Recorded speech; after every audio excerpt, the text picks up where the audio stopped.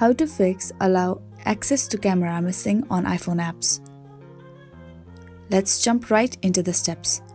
First, what you need to do is you want to go ahead and open settings on your phone.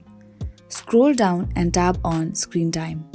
Scroll down again and tap on content and privacy restrictions. Here you want to turn on the toggle button for content and privacy restrictions. Then tap on allowed apps. Here you want to turn on the toggle button for camera. After that, you want to go back and then you want to turn off the toggle button for content and privacy restrictions here. Go back to settings again, and this time you want to go ahead and tab on privacy. After that, you want to go ahead and tab on camera and turn on the toggle button for all the apps that you want to access camera to.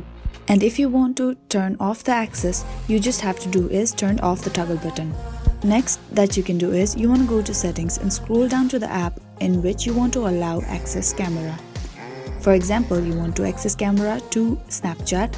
Now you want to turn on the toggle button for camera as well as microphone. And that is how you can allow access to camera on missing iPhone apps. I really hope this video helped you out. Thank you so much for watching till the very end.